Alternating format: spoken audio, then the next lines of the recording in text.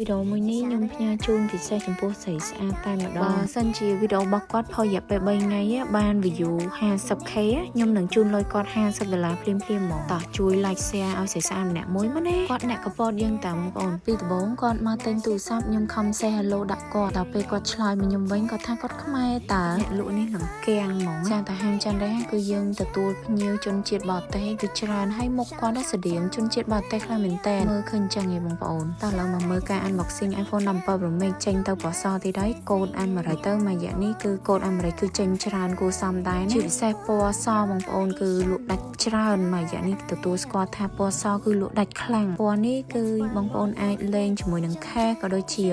លេង mode ស្កុតអីគឺវាភ្លឺស្អាតហើយបើសិនជាបងណាគាត់ចូលចិត្តពណ៌សាបៗគាត់អត់ចូលចិត្តពណ៌រៀងស្រស់ៗទេឬក៏ឆើតឆាយអីណាគាត់អាចមកមើលលើពណ៌សនេះបាននិយាយទៅធានាថាមកឆ្លាញ់មកពេញចិត្តហ្មងហើយបើសិនជាបងប្អូនទិញនៅហាងច័ន្ទរ៉េគឺយើងមាន promotion ណាឥឡូវគឺពិសេសខ្លាំងមែនទែនភ្ញៀវបុកមកទិញច្រើនបងគាត់ថាធ្វើតែ100ឈុតទេឥឡូវប្រហែលជាលោតដល់700-500ឈុតទេបងប្អូនតែចេញ promotion នេះឲ្យគឺភ្ញៀវអតិថិជន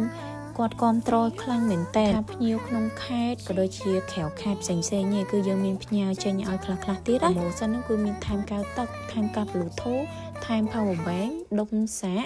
និងការបិទតែងទូរស័ព្ទឲ្យមកស្អាតការតែងទូរស័ព្ទនៅហាងច័ន្ទរ៉េបងប្អូនគឺធានាជូនថាមកស្អាតមកពេញចិត្តហ្មងមានអ៊ុតការពារទឹកថ្នាំជូនបងប្អូនមានបិទលេនស៊ីនជាមួយនឹង screen privacy និងសម្បកទូរស័ព្ទលេងឲ្យមកឈុតហ្មងបងប្អូនអញ្ចឹងតែងទៅគឺដឹងតែហើយមកស្អាតហ្មងសិតតែក្រុមការងារជំនាញគឺរៀបចំឲ្យបងប្អូនមកឈុតតែម្ដងអញ្ចឹងនៅចាំនេះទៀតបើសិនជាបងប្អូនចង់ទិញទូរស័ព្ទអាចអញ្ជើញមកទិញផ្ទាល់នៅហាងច័ន្ទរ៉េដែលមានទីតាំងនៅទីក្រុងខេត្តកំពតបើសិនជាបងប្អូនរវល់បងប្អូនអាចដាក់កំងតាម Page ក៏ដូចជា Telegram បានណាសម្រាប់ការតាមដានវីដេអូបាយ